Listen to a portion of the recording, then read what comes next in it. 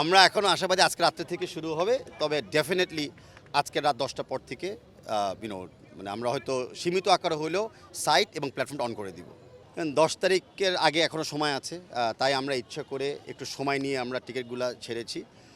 Bangla food federation থেকে আমরা সবসময় চেষ্টা করি নতুন কিছু করার জন্য, ইনোভেটিভ কিছু করার জন্য।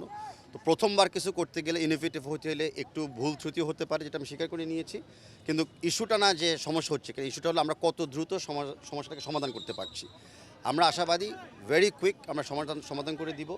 এটাও বলে রাখি, যে ধরনের আমরা ইনকোয়ারি এবং রেজিস্ট্রেশন পেয়েছি টিকিটের জন্য, স্টেডিয়ামের ক্যাপাসিটি কিন্তু মাত্র 18,000 গ্যালারিতে, আর আরও 2,000 গ্যালারির বাইরে। তো এই ব্যাপারটা মনে রাখতে হবে আমাদেরকে, যখনই টিকিটটা সেল প্রপারলি হয়, অনেক দর্শক কিন্তু আনফর্চুনেটলি হয়তো টিকিট পাবেন না, অ্যান্ড এটার ব্যাপারে আমাদেরকে একটু পেশেন্স রাখতে হবে। হ্যাঁ, আমি মনে করি না যে হঠাৎ করে কোনো হাইপ আসছে। আমি মনে করি ধারাবাহিকভাবে ফুটবলটা গ্র্যাজুয়ালি ইমপ্রুভ করছে।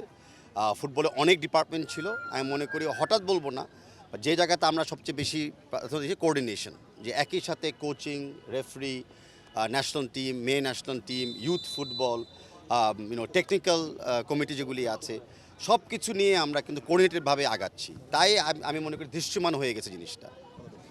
আমি তো এখনও মনে করি বাংলাদেশের সম্ভাবনা গ্রুপ চ্যাম্পিয়ন হওয়ার জন্য। আমাদের গ্রুপ কিন্তু এশিয়ান কোয়ালিফায়ার্সের সবচেয়ে টাফেস্ট গ্রুপ, এটা আমাদের মনে রাখতে হবে। আর সেই টাফেস্ট গ্রুপে কিন্তু সব টিম এখনও সমান তালিকাতে আমরা আছি, এক পয়েন্ট ড্রতে আর 0 গোলসে। তো মনে করতে পারেন যে জুনের 10 তারিখে এই গ্রুপের নতুনভাবে একটা র্যাঙ্কিং শুরু হতে যাচ্ছে। But I am very very confident যে আমরা আগামীতে খেলা জিতবো, আমরা এএফসিতে কোয়ালিফাইও করবো, অ্যান্ড তার পাশাপাশি ন্যাচুরালি আমাদের র্যাঙ্কিংও বেড়ে যাবে।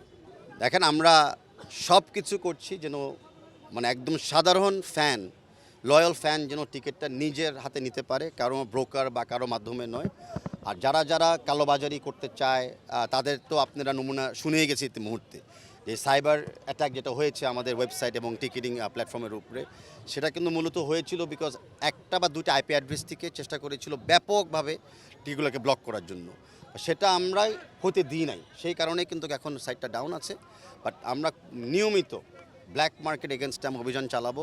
টিকিট কেনার থেকে শুরু করে স্টেডিয়ামে প্রবেশ করা পর্যন্ত আমরা একটা নজরদারিতে রাখবো, যে কারণে টিকিটটা সম্পূর্ণ অনলাইন এবং ডিজিটাল প্রক্রিয়াতে যাচ্ছে। আমরা এখনও আশাবাদী আজকে রাত্রে থেকে শুরু হবে, তবে ডেফিনেটলি আজকে রাত 10টার পর থেকে আমরা হয়তো সীমিত আকারে হলেও সাইট এবং প্ল্যাটফর্মটা অন করে দিব। দেখেন, আমি সব স্পোর্টস ফেডারেশনের উপরে শ্রদ্ধা রেখে কথা বলি। আমি অন্য টুর্নামেন্টের ব্যাপারে কখনোই কোনো কমেন্টস করি না, করতে চাইও না।